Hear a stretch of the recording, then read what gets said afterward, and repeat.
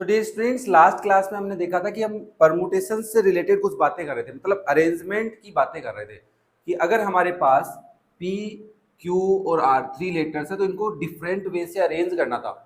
तो भाई तीन है तो दो भी हो सकते थे, चार भी हो सकते, कितने भी हो सकते हैं।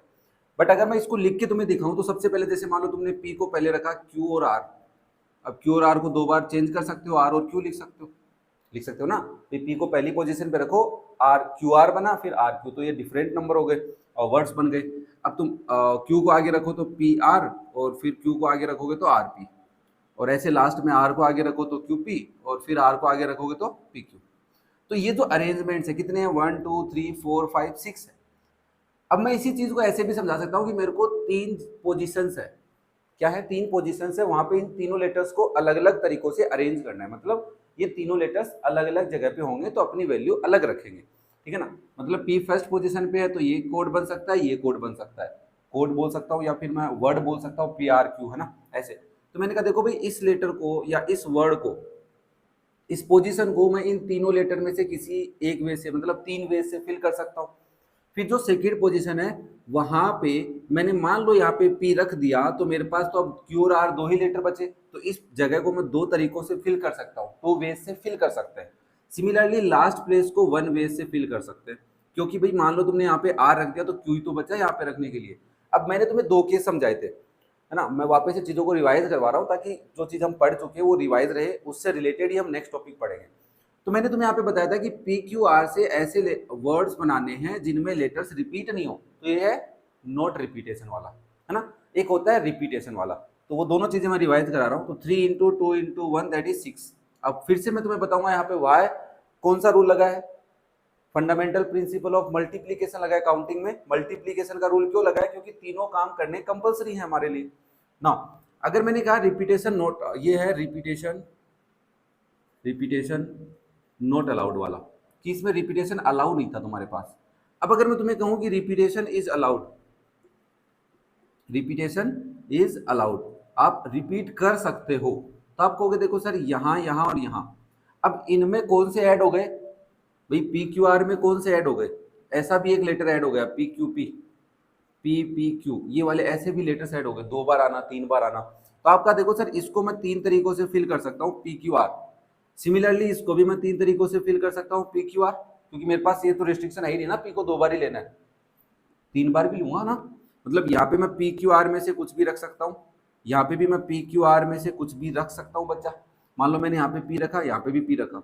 अब थर्ड पोजीशन पे अगेन मैं पी रख सकता हूँ क्या, यस, मेरे पास रिपीटेशन अलाउड है, तो यहाँ पे इसको मैं थ्री वे से फिल कर सकता हूँ। तो टोटल कितने लेटर्स या वर्ड्स बनेंगे, 3 3 9 3 27। अब टोटल 27 वर्ड्स बन जाएंगे थ्री लेटर्स के। सेम प्रोसेस नंबर से रहता है, ठीक है। तो ये वाला जो प्रोसेस है, इसी प्रोसेस को हमने परमुटेशन में भी पढ़ना है, दैट इज एक्सरसाइज 6.2। उसको इसने कहा है permutation when all the objects are distinct, तीनों ऑब्जेक्ट्स डिस्टिंक्ट है क्या, हाँ। इनका अरेंजमेंट करना तो 6 वे से अरेंज करेंगे। मान लो मैं तुम्हें कहूं कि तुम्हारे पास 6 8 और 9, ये थ्री डिजिट्स हैं, इनसे कितने नंबर्स बना सकते हो, डिफरेंट नंबर। तो ये इस कैटेगरी में आ जाता है परमुटेशन में, मतलब आप इसका अरेंजमेंट करना चाहते हो, अरेंजमेंट को हम परमुटेशन बोलते हैं। तो इसका परमुटेशन करना या इसका अरेंजमेंट करना क्या है, तीनों ऑब्जेक्ट डिस्टिंक्ट है, अलग अलग है बच्चा। बात पकड़ में आ रही है। देखो मैं एनसीईआरटी की हर एक चीज को समझाने की कोशिश कर रहा हूँ, क्योंकि मुझे पता है, देख जब तक बेसिक्स स्ट्रॉन्ग नहीं होंगे, हम आर डी शर्मा में जा तो रहे हैं, तो तुम्हें आर डी शर्मा के लिए तैयार कर रहा हूँ। तो आर डी शर्मा के लिए हमें कॉन्सेप्ट पकड़ में आना चाहिए, वहां पे कुछ अलग पढ़ेंगे, थोड़ा एडवांस पढ़ेंगे, तो इसलिए एनसीईआरटी की बातें तो हमारे को हाथ में होनी चाहिए। तो इसने कहा है नंबर्स ऑफ, देखो वो थ्योरम जो लिखी हुई है, थ्योरम नंबर 1 इसने गिवन किया है पेज नंबर 105 पे, तो उसके अकॉर्डिंग मैं थोड़ी थोड़ी बातें बता रहा हूँ। तो मैंने कहा देखो इसको अरेंज करना है, तो इसने हमें बातें बताई कि देर आर एन, मतलब नंबर ऑफ ऑब्जेक्ट्स कितने हैं, 3 है। एन क्या है, इसने क्या कहा यहाँ पे, नंबर ऑफ ऑब्जेक्ट्स, ध्यान से समझना, फॉर्मूला हम पढ़ेंगे। नंबर ऑफ ऑब्जेक्ट्स कितने हैं, 3 है। और रिक्वायर्ड, या फिर जिनको हम अरेंज करना चाहते हैं या एक बार में लेना चाहते हैं, टेकन एट ए टाइम, जिसको आर से रिप्रेजेंट किया है कि कितने रिक्वायर्ड है तुम्हारे को, कि आपको कोड बनाना है 3 लेटर का, तो कितने कोड चाहिए, 3 चाहिए ना। तो एन की वैल्यू भी, आर की वैल्यू भी क्या है, 3 है। इसी चीज को थोड़ा एडवांस तरीके से हम पढ़ना चाहते हैं, ठीक है ना। वही तरीका है, बस ये कई बार ये जो तरीका होता है, देखो कोई चीज का अपडेट क्यों आता है, क्योंकि उसमें कुछ कमियां लगी होगी, उसमें कुछ दिक्कतें आई होंगी, प्रॉब्लम्स फेस की होगी, इसलिए हमने फॉर्मूला पढ़ना है। तो ना वो कह रहा है कि इसको 3 वेज से फिल कर सकते हो, इसको 2 वेज से, इसको 1 वेज से। अब मैं बात बोल रहा हूँ तो समझ में आ रहा होगा यार कैसे बोल रहा हूँ ना, क्लियर है ना इतना तो। 3, 2 और 1, क्योंकि मैं यहाँ पे 6, 8, 9 में से एक डिजिट रखूंगा, यहाँ पे 6, 8, 9 में से 6 रख चुका हूँ तो 8 और 9 ही रख सकता हूँ, यहाँ पे 9 रख दूंगा। मतलब एक एग्जाम्पल मैंने लिया है, तो ये मेरा एक एग्जाम्पल बना 6, 8 और 9। तो इसका टोटल कितने वेज हो गए मेरे, 3 2 जा 6 वेज। 1 भी साथ में रखना है, मैंने लास्ट क्लास में बताया था तुम्हारे को, 1 को भूल नहीं जाना है, ठीक है। तो ये इस प्रोसेस को हम करने वाले हैं। अब इसी में एक नोटेशन आता है फैक्टोरियल नोटेशन। क्यों आता है, क्योंकि हमारे को जब फॉर्मूला पढ़ेंगे तो n और r की वैल्यू से हमें फैक्टोरियल करना पड़ेगा। तो फैक्टोरियल में मैं तुम्हें छोटा सा हिंट देता हूँ, फिर हम इसको एडवांस या फिर ज्यादा पढ़ने वाले हैं, तो घबराने की जरूरत नहीं है। देखो फैक्टोरियल का मतलब क्या बताया इसने, कि फैक्टोरियल अगर आपको किसी भी नेचुरल नंबर का निकालना है, देखो होल नंबर में सिर्फ 0 आता है, तो 0 फैक्टोरियल इसने साफ साफ कहा है कि 0 फैक्टोरियल की वैल्यू 1 होती है, ठीक है। क्यों होती है ये हम समझेंगे, जब हम परमुटेशन पढ़ेंगे तब समझेंगे इस चीज को। तो नाउ हमने थ्योरम 1 पढ़ ली है, जिसके अंदर हमें कहा गया है कि अगर अलग अलग ऑब्जेक्ट हैं तो कैसे हम उनका अरेंजमेंट करेंगे। तो बात समझ में आ गई होगी, ठीक है ना। नहीं आई कोई दिक्कत नहीं है, कमेंट कर दो, हम इस चीज को थोड़ा अच्छे तरीके से या फिर थोड़ा टाइम लगाओ, वीडियो देखो, समझ में आ जाएगा ना, कोई दिक्कत नहीं है यार, तुम्हारे लिए कर रहे हैं सब कुछ। फैक्टोरियल में 0 फैक्टोरियल 1 होता है, बट इसने कहा है कि अगर आपको किसी भी नेचुरल नंबर n का फैक्टोरियल निकालना है, देखो फैक्टोरियल को ऐसे भी लिख सकते हैं, और फैक्टोरियल के सिंबल कौन से, एक तो ये वाला सिंबल है, या फिर ऐसा लिखा हुआ मिल सकता है इसके अंदर कोई नंबर, जैसे n फैक्टोरियल ऐसे, ये 2 तरीकों से लिखा हुआ मिल सकता है। तो n फैक्टोरियल को इसने कहा है कि अगर आपको 5 फैक्टोरियल निकालना है तो 5 से लेकर 1 तक, तो 5 से लेकर 1 तक 5 है, 4 है, 3 है, 2 है, 1 है, इन सब का प्रोडक्ट, जो भी नेचुरल नंबर, जो भी नंबर तुम्हें गिवन है ना, उससे लेकर प्रीवियस 1 तक सबका प्रोडक्ट कर लोगे, तो ये जो प्रोडक्ट है ये इस फैक्टोरियल की वैल्यू है, ठीक है। नाउ अगर मैं n फैक्टोरियल की बात करूं तो n फैक्टोरियल को मैं क्या लिख सकता हूं, n को मैं लिख सकता हूं n इंटू n में से एक कम 4, तो आप इसको लिखोगे n माइनस 1, फिर इससे एक और कम तो आप इसको लिखोगे n माइनस 2। देखो 5 से 3 कैसे आया होगा, 2 माइनस करने पे, फिर 2 कैसे आया होगा, 3 माइनस करने पे, ऐसे करते करते लास्ट तक तुम जाओगे तो 3 2 1, मतलब 1 तक ही जाना है ना। तो ये n फैक्टोरियल की वैल्यू बता दी। इसमें मेन जो इंपॉर्टेंट बात है वो ये है बच्चा, अगर मैं तुमसे कहूँ कि 3 फैक्टोरियल क्या होगा तो आप बोलोगे 3 इंटू 2 इंटू 1, बोलोगे कि 3 से लेकर 1 तक मल्टीप्लाई कर लो। मैंने कहा देखो, फिर मैंने इस चीज को नोटिस किया कि मैं इसको ऐसे लिख सकता हूँ 5 इंटू 4 इंटू इस पूरी चीज को ब्रैकेट में लिख दूं, इसका मतलब है इसको तो मैं फैक्टोरियल से लिख सकता हूँ, 3 फैक्टोरियल से, तो इस पूरी बात को तुम ऐसे भी लिख सकते हो, ठीक है। अब किसी बच्चे ने मेरे से फिर कहा सर देखो, फिर तो एक और काम करो, आप 5 को लो और 4 3 2 और 1 को ब्रैकेट में रखो। अब इस वैल्यू को क्या लिख सकते हो, 4 से लेकर 1 तक मल्टीप्लाई हो रहा है, तो हम इसको क्या लिख सकते हैं, 5 इंटू 4 फैक्टोरियल। तो हमने सोचा कि जब भी हमें कोई नेचुरल नंबर का फैक्टोरियल निकालना होगा तो हम कितने भी जाके नंबर्स पे रोक सकते हैं, जैसे 5 इंटू 4 फैक्टोरियल है, 5 इंटू 4 इंटू 3 फैक्टोरियल है, चाहो तो तुम इस नंबर को ऐसे भी लिख सकते हो 5 इंटू 4 इंटू 3 इंटू 2 फैक्टोरियल। क्या बात पकड़ में आ रही है। तो ये एक फैक्टोरियल का बेसिक आइडिया है।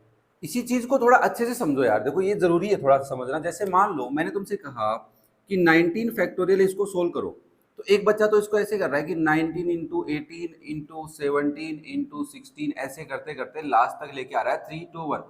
तो देखो डायरेक्ट हमसे 19 फैक्टोरियल की वैल्यू तो नहीं पूछा, क्योंकि मल्टीप्लाई तो करवाना नहीं है उससे। बट बात समझने वाली ये है कि 19 फैक्टोरियल को कितने तरीकों से लिख सकते हो, तो आप इसको लिख सकते हो 19 इंटू 18 फैक्टोरियल, रिक्वायरमेंट है तो ऐसा करो, या फिर तुम इसको ऐसा भी लिख सकते हो 19 इंटू 18 इंटू 17 फैक्टोरियल। अब ये रिक्वायर्ड कहाँ होगा सर, ये बताओ कैसे, कब ऐसा लिखेंगे कब ऐसा लिखेंगे, डिपेंड करेगा ना कि नीचे क्या है। जैसे मान लो तुमसे वो कह रहा है कि 20 फैक्टोरियल डिवाइड बाय 19 फैक्टोरियल को सोल्व करो। अब तुम एक बच्चा तो 20 फैक्टोरियल की पहले वैल्यू निकाल रहा है कि 20 इंटू 19 इंटू 17 16 15 ऐसे करके प्रोडक्ट करके वो प्रोडक्ट निकाल रहा है, नीचे 19 फैक्टोरियल का प्रोडक्ट निकाला है, फिर वो डिवाइड कर रहा है। तो ऐसा नहीं करना है, हमें थोड़ा एडवांस चलना है। 20 फैक्टोरियल को हम 20 इंटू 19 फैक्टोरियल लिख सकते हैं क्या, लिख सकते हो। नीचे क्या है 19 फैक्टोरियल है, अब ये मल्टीप्लाई में तो कैंसिल हो जाएंगे, तो क्या बचा 20। तो इस टाइप की सिचुएशन में हम इसको यूज में लेंगे। तो कहने का मतलब ये है कि n फैक्टोरियल को सोल्व कैसे करना है, इसके ऊपर हम थोड़ी सी बात करते हैं। कैसे बात करेंगे सर, क्या बात करना चाहते हो। मैंने कहा यार बहुत सारी बातें हैं, तुम्हें पता नहीं है ना, तो वही तो बताने आया हूं मैं। हाँ पता भी है कईयों को, ऐसा नहीं है कि नहीं पता, बट जैसे मान लो मैंने तुम्हें कहा क्या तुम n फैक्टोरियल को ऐसा लिख सकते हो n into n minus one factorial, n into n minus one factorial. Example लिख देता हूँ, 5 फैक्टोरियल को तुमने लिखा 4 इंटू सॉरी 5 इंटू 4 फैक्टोरियल, हाँ या ना लिख सकते हो क्या?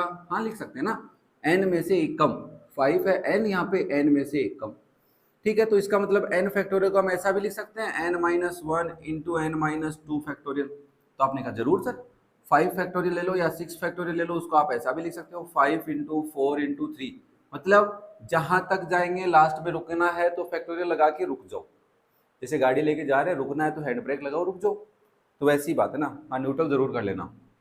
तो इस तरीके का हम लिख सकते हैं, बट इसमें एक छोटी सी बात ये समझो, अगर मैंने तुम्हें कहा कि 2n फैक्टोरियल बताओ क्या होगा, तो तुम क्या करना है, नॉर्मली 12 लेना है, फिर 2n से एक कम लेना है, तो नहीं पता तो 2n माइनस वन लिख दो, फिर एक और कम लेना है 2n माइनस टू ले लो और यहाँ पे फैक्टोरियल लगा के छोड़ दो। इस टाइप को भी हम सोल्व कर सकते हैं। फिर तो समझ में आ रही है बात है, ये काम आएगा थोड़ा थोड़ा, इस लॉजिक को समझ के रखना। जैसे मैंने तुम्हें कहा कि x माइनस थ्री फैक्टोरियल को सोल्व करो, तो आपने कहा ये कैसे होगा, मैंने कहा इसको n लेके चलो, n तो सबसे पहले n आएगा, फिर n में से एक कम, तो यहाँ पे देखो मैं लिख रहा हूँ x माइनस थ्री में से एक कम, फिर मल्टीप्लाई लगाओ चाहे नहीं लगाओ एक ही बात है, ब्रैकेट्स है, फिर x माइनस थ्री में से दो कम, फिर ऐसे चलते जा सकते हैं, बट यहाँ पे मैं फैक्टोरियल लगा देता हूँ, आगे भी कर सकते हैं। तो आप इसको तो कुछ नहीं करोगे, इसको तो x माइनस थ्री लिखोगे बच्चा, बट इसमें क्या हो जाएगा x minus three minus one, इसमें क्या हो जाएगा x minus three minus two factorial. देखो कुछ पैटर्न समझ में आ रहा है क्या? हाँ, तो ये ऐसा कर सकते हो क्या? हाँ सर कर सकते हैं। ये बात समझनी जरूरी है यार थोड़ी सी, है ना, समझो इस चीज को कि कोई भी नंबर होता है उसका फैक्टोरियल ओपन कैसे करते हैं, ये समझ में नहीं आएगा तो फिर तो क्वेश्चन थोड़ा सा मुश्किल हो जाएंगे। तो अगर मैं बात करूं एक्सरसाइज 6.2 की, तो पूरी एक्सरसाइज इस फैक्टोरियल पे डिपेंड है। तो तुम्हें जब फैक्टोरियल आता है तो तुम एक्सरसाइज के क्वेश्चन कर सकते हो, बस ये ध्यान रखना कि ये मत लिख देना यार 2 factorial 12 factorial minus 8 factorial equals to 4 factorial, direct minus नहीं होंगे, सोल्व करना पड़ेगा। 12 फैक्टोरियल सोल्व करो, 8 फैक्टोरियल सोल्व करो। अब इसमें तुम दिमाग लगा सकते हो, क्या बात कर रहे हो सर दिमाग, वो भी हम, मैंने कहा हाँ हाँ तुम ही। देखो 12 फैक्टोरियल को एक बच्चे ने लिखा 12 into 11 into 10 into 9 into 8 factorial, लिख सकता है क्या भाई? वो लिख सकता है, माइनस 8 फैक्टोरियल। अब क्या करेगा, देखो इन इसमें सब प्रोडक्ट में ये एक नंबर है, दो टर्म्स है, इन दोनों में से 8 फैक्टोरियल कॉमन ले लिया, तो क्या बचा 12 into 11 into 10 into 9 minus one. देखो थोड़ी सी कैलकुलेशन हमारी सोल्व हो सकती है, जरूरी नहीं हर बार होगी, बट इस टाइप के क्वेश्चन को ऐसा भी हम कर सकते हैं, काम आएगा। ये बात याद कर, नोटिस करके रखना, अगर तुम एक्सरसाइज 6.2 खुद से कर रहे हो तो ये चीजें काम आएंगी तुम्हारे को, ठीक है। तो ये बात हमने पढ़ी फैक्टोरियल से रिलेटेड। अब हम आते हैं परमुटेशन पे, किस पे आते हैं बच्चा? परमुटेशन पे। तो उन सबको समझते हैं, कोई भी डाउट लगे तो कमेंट करके पूछ लेना मेरे से। अब हम बात करते हैं परमुटेशन की, कि परमुटेशन को हमने ये तो समझा कि ये अरेंजमेंट होता है, क्या होता है? अरेंजमेंट होता है कि डिफरेंट ऑब्जेक्ट्स को अरेंज करना ही परमुटेशन है, ठीक है। तो देखो इसमें दो चीजें होती है, एक एन होता है जो मैंने तुम्हें अभी बताया था, और एक होता है आर। एन का मतलब है क्या क्या तुम्हें गिवन है। मान लो तुम्हें क्वेश्चन करना है, उस क्वेश्चन में तुम्हारे पास ये डिजिट्स हैं 5 7 8 6 और 2, ये टोटल 5 डिजिट्स हैं, इनसे तुम्हें एक नंबर बनाना है, ठीक है ना। You have total 5 digits, repetition not allowed है, ठीक है ना, ये ध्यान रखना, रिपीटेशन नॉट अलाउड। इस बात को एक बार थोड़ा सा नोटिस में रखना कि रिपीटेशन अलाउड नहीं है, और हमारे को क्या करना है, 3 डिजिट नंबर बनाना है, 3 डिजिट नंबर बनाना है कि कितने नंबर बन सकते हैं, इन 5 डिजिट से कितने 3 डिजिट के नंबर बन सकते हैं। तो देखो बच्चा, जो टोटल नंबर्स हमें गिवन होते हैं, ऑब्जेक्ट्स बोलते हैं इनको यहाँ पे, तो टोटल ऑब्जेक्ट्स कितने हैं 5, और तुम्हारे को कितने ऑब्जेक्ट्स को अरेंज करना है, you taken at a time, तो आर ऑब्जेक्ट्स लेते हैं, तो यहाँ पे 3 डिजिट नंबर बनाना है तो 3 डिजिट ही लेंगे। क्या बात समझ में आ रही है? 3 का मतलब है 3 डिजिट्स हमें रिक्वायर्ड है। तो हम बेसिक कैसे करते भाई, फंडामेंटल प्रिंसिपल से कैसे करते हैं, हम कहते हैं देखो भाई 3 डिजिट नंबर चाहिए, हाँ चाहिए, तो बोला देखो टोटल हमारे पास 5 डिजिट है, तो इसको मैं 5 वेज से फिल कर सकता हूँ, इसको मैं 4 वेज से फिल कर सकता हूँ, और इसको मैं 3 वेज से फिल कर सकता हूँ। क्या बात समझ में आ रही है क्या? हाँ सर बात समझ में आ रही है। तो इसका आंसर क्या होता, 5 इंटू 4 इंटू 3, ठीक है। तो परमुटेशन क्या कहता है, कि परमुटेशन कहता है कि यार इसको ना तुम लास्ट तक लेके जाओ, 2 इंटू 1, है ना। परमुटेशन क्या कह रहा है वो सुनो, फॉर्मूला कैसे बनाया गया होगा। 5 को लेकर लास्ट तक लेके गए और जितने डिजिट तुम लेके आए थे उनको वापस नीचे लिख दो 1 और 2 को। इस पूरे प्रोसेस को परमुटेशन में हमें फॉर्मूला बनाया गया कि अगर तुम्हारे को n ऑब्जेक्ट्स में से p ऑब्जेक्ट्स को r ऑब्जेक्ट्स को अरेंज करना है तो उसको हम npr बोलेंगे। n p के ऊपर इधर वाले लेफ्ट साइड में और p के नीचे r। इसको उसने कहा है कि इट इज n फैक्टोरियल, ऊपर वाले नंबर का फैक्टोरियल। तो 5 था तो मैंने कहा 5 का फैक्टोरियल। नीचे मुझे क्या चाहिए, 5 n में से r को माइनस कर लो, n में से r को माइनस कर लो, बस n माइनस r फैक्टोरियल। यहाँ पे एक चीज सोचने वाली ये बात है बच्चा, देखो अगर तुम्हारे पास 5 ऑब्जेक्ट्स है तो तुम कितने ऑब्जेक्ट्स अरेंज कर रहे हो, 3 ऑब्जेक्ट्स अरेंज कर रहे हो। क्या तुम 6 ऑब्जेक्ट्स अरेंज कर सकते हो? क्या तुम 6 ऑब्जेक्ट्स अरेंज कर सकते हो? तो आप कहोगे सर 6 तो है ही नहीं ना, तो मैं 6 डिजिट नंबर कहाँ से बनाऊंगा? तो यहाँ पे r की जो वैल्यू है वो n से कम हो सकती है या इसके बराबर हो सकती है। और देखो 0 से तो बड़ी होनी चाहिए या फिर बराबर का तो कोई लॉजिक नहीं है, 0 से बड़ी होनी चाहिए। हाँ, क्वेश्चन में जरूर गिवन है कि बराबर होनी चाहिए, कि कोई ऑब्जेक्ट अरेंज ही नहीं कर रहे, 5 के ले ही नहीं रहे, तो उसका केस कितना बनेगा?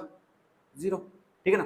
तो यहाँ से ये हमारे पास एक फॉर्मूला आया है NPR, n factorial divide by n minus r factorial. देखो इसका आंसर वही आएगा, 1 इंटू 2 को कैंसिल करोगे तो 5 इंटू 4 इंटू 3 आ रहा है, जो हम करते हुए आ रहे हैं सर, वही तो है।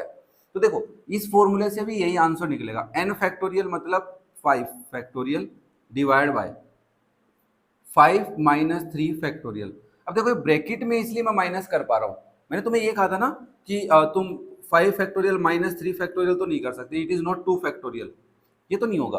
बट ये ब्रैकेट में है 5 माइनस 3 फिर फैक्टोरियल है, तुम इसको ऐसा लिख सकते हो 5 फैक्टोरियल डिवाइड बाय 2 फैक्टोरियल। क्या बात क्लियर हो पा रही है रे बाबा? 5 माइनस 3 फैक्टोरियल को आप ऐसा लिख सकते हो। अब इसको सोल्व करना है तो बच्चा कैसे करेगा? 5 इंटू 4 इंटू 3 इंटू 2 फैक्टोरियल, क्योंकि नीचे 2 फैक्टोरियल दिख गया उसको, और नीचे क्या है 2 फैक्टोरियल, तो 2 फैक्टोरियल से 2 फैक्टोरियल कैंसिल, तो आंसर क्या आ गया? 5 इंटू 4 इंटू 3, 5 4 जा 20, 3 जा 60। तो ऐसे 60 नंबर्स बन सकते हैं। अब यही प्रोसेस में हम ये समझेंगे कि रिपीटेशन भी अलाउड हो सकता था, तो उस टाइप के क्वेश्चन को कैसे करेंगे? बहुत सारे टाइप्स ऑफ क्वेश्चन है, पहले नॉर्मल क्वेश्चन समझो, ठीक है। अब इसमें मैंने तुम्हें डिजिट्स दिए, नंबर बनवाया, मैं तुमसे डिजिट देके 4 डिजिट नंबर भी बनवा सकता था, और डिजिट ज्यादा देके ज्यादा डिजिट्स का भी नंबर बनवा सकता था। तो तुम्हें एन और आर क्लियर होना चाहिए दिमाग में क्या क्लियर होना चाहिए? एन और आर की वैल्यू क्या क्या हो सकती है। क्या बात समझ में आ रही है बाबा? तो ये एक बेसिक आइडिया है परमुटेशन का, कि परमुटेशन अरेंजमेंट होता है, उसमें इस टाइप से हम अरेंज करते हैं, इस टाइप की सिचुएशन को ऐसे करते हैं। अब ऐसे तुम्हें जैसे मान लो 5 कलर्स की बॉल दे दे, रेड कलर, व्हाइट, ब्लू या ब्लैक, अब इसको अरेंज करवा रहा है, तो कितनी बॉल्स हैं, कितनी अरेंज करनी है, उसके हिसाब से हम करेंगे। और यहाँ पे क्या लिखेंगे? 5p3। तो ये this is the total ways, total number of ways of arranging 3 digit numbers by given 5 digit number. ऐसे करके हम एक सेंटेंस लिख देंगे, ठीक है।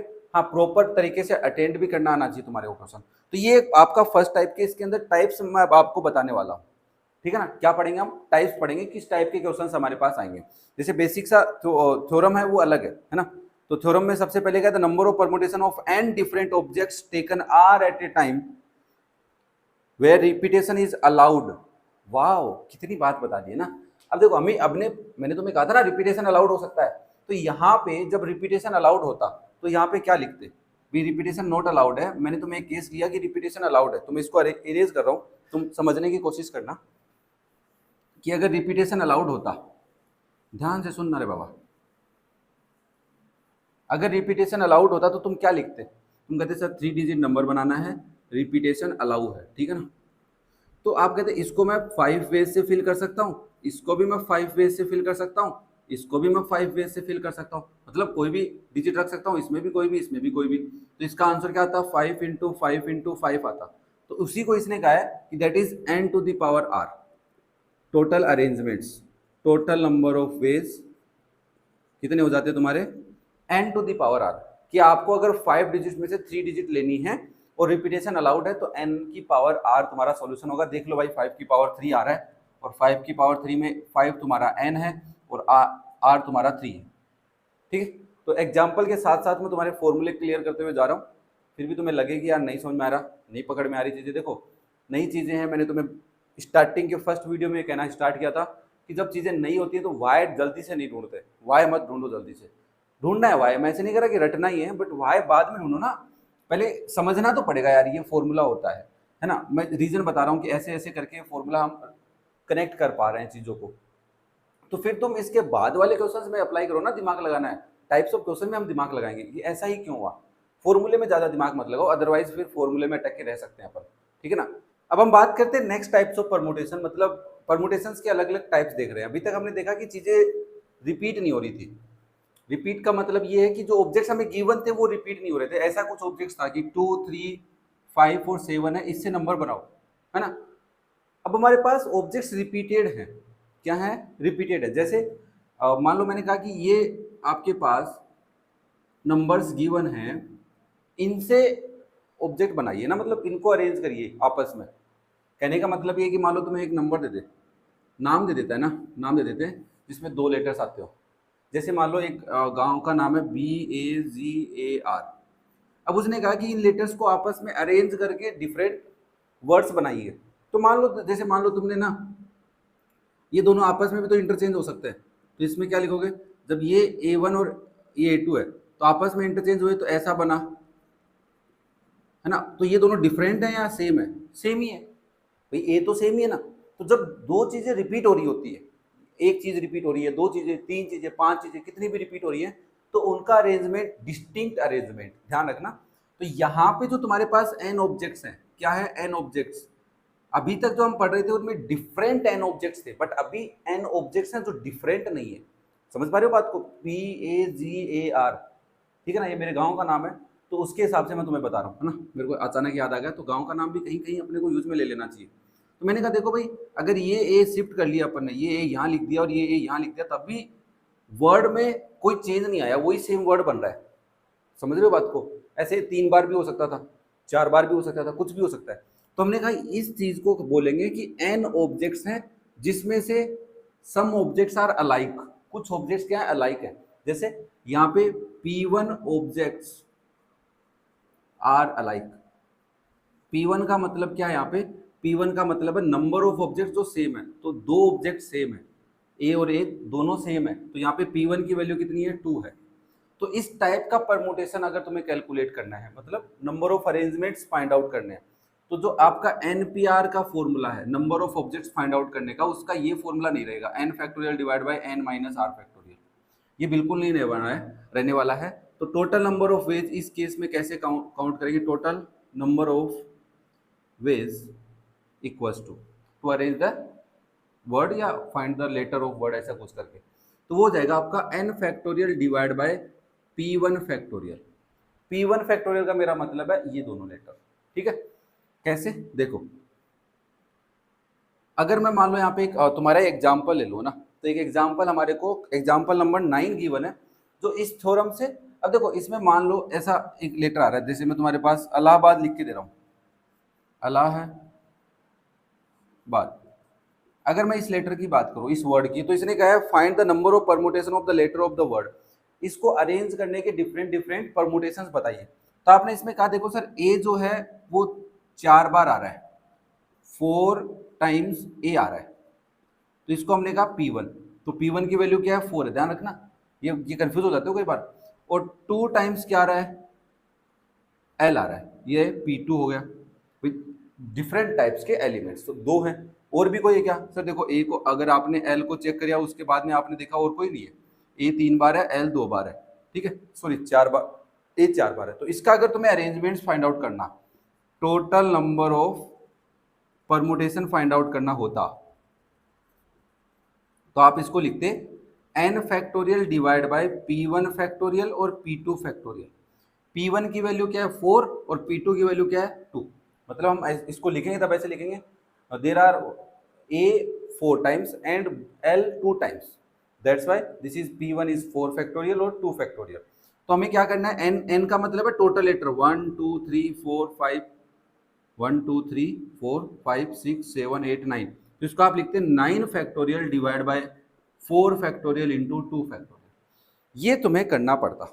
बात समझ में आ रही है कि नहीं आ रही, क्या कह रहा हूं मैं, जब तुम्हें ऑब्जेक्ट्स कुछ सेम जैसे दिखने लग जाएं तो उसका अरेंजमेंट इस तरीके से कैलकुलेट करेंगे। अभी तक हम देख रहे थे उसमें एन डिफरेंट ऑब्जेक्ट्स आ रहे थे। तो ये थ्योरम नंबर 3, थ्योरम 3 है और 4 है, ठीक है, दोनों एक ही जैसी है। 3 में बताया एक ऑब्जेक्ट 2 बार आ रहा है, 3 बार आ रहा है, एक ऑब्जेक्ट रिपीट हो रहा है, और 4 में वो बता रहा है कि बहुत सारे ऑब्जेक्ट्स रिपीट हो रहे हैं, ठीक है ना। P1 objects are alike, P2 objects are alike and so on. तो उस टाइम पे हम ऐसे कैलकुलेट करेंगे, ठीक है भाई। इसको कैलकुलेट कैसे करेंगे, देखो भाई 4 फैक्टोरियल नीचे दिखा, बड़ा बड़ा ले लो ना, छोटे वाला क्यों लेते, तो 4 फैक्टोरियल ले लिया तो ऊपर वाले को क्या लिखेंगे, 9 into 8 into 7 into 6 into 5 into 4 factorial, divide में क्या जाएगा 4 फैक्टोरियल इंटू, अब दूसरे वाले को ओपन कर लो, 2 इंटू 1 है, 4 फैक्टोरियल से 4 कैंसिल, 2 से ये कैंसिल 3 टाइम, 9 8 जा 72 इंटू 7 5 जा 35, 3 जा 35 इंटू 3, इसका हम प्रोडक्ट कर लेंगे तो हमारा आंसर आ जाएगा। क्या बात समझ में आई बच्चा, क्या बताया मैंने तुम्हें कहा कि बस मेनली इसके अंदर एक चीज याद रखनी है कि जब n ऑब्जेक्ट्स गिवन हो, बस उसमें डिफरेंट ऑब्जेक्ट्स नहीं हो, तब ये फॉर्मूला दिमाग में खटक जाना चाहिए कि डिफरेंट नहीं है, अब फॉर्मूला NPR नहीं लगने वाला है, ये वाला फॉर्मूला तो बिल्कुल नहीं लगेगा। ये कब लगता है, जब n डिफरेंट ऑब्जेक्ट्स में से r ऑब्जेक्ट सेलेक्ट करते हैं तब लगता है, ठीक है। तो ये जो सिचुएशंस आ रही थी, इसलिए हमें यहाँ पे फंडामेंटल प्रिंसिपल ऑफ काउंटिंग काम नहीं कर पा रहा था, तो उस सिचुएशन से बचने के लिए हमने क्या किया, इनको अलग किया। क्लियर हो पा रहा है, तो ये एक हमारे पास परमुटेशन से रिलेटेड कॉन्सेप्ट क्लियर होता है। इसी के साथ तुम्हारी एक्सरसाइज 6.3 स्टार्ट हो जाती है बच्चा। तो उम्मीद करता हूँ कि 6.3 तक के जो कॉन्सेप्ट हैं वो तुम्हारे को क्लियर हो गए होंगे। हाँ, ये जरूर है कि भाई इस कॉन्सेप्ट से अकेले से काम नहीं चलेगा, हमें टाइप्स ऑफ क्वेश्चंस में अलग अलग थोड़ा सा कॉन्सेप्ट आगे पीछे करना पड़ता है। जब दो काम एक साथ हो रहे हैं तो उसके लिए भी सोचना पड़ता है, तो उस चीज को तुम प्रैक्टिस करो क्वेश्चंस की, ठीक है। और तुमसे नहीं हो पा रही, तुम्हें चाहिए प्रैक्टिस क्वेश्चंस की वीडियो भी, तो बता देना मेरे को, हम बना लेंगे, कोई दिक्कत नहीं है। बट अभी मैं बस, क्योंकि मेरा मोटिव RD शर्मा पे जा रहा है कि बच्चों को RD शर्मा पढ़ाई जाए प्रॉपर तरीके से, तो इसलिए मैं बस कॉन्सेप्ट बता रहा हूँ तुम्हारे, ठीक है बच्चा। कोई डाउट हो कमेंट करके पूछ लेना, वीडियो पसंद आ रहा है तो लाइक जरूर करना यार, अपने दोस्तों के साथ शेयर करना तो बिल्कुल मत भूलना। Okay, thank you.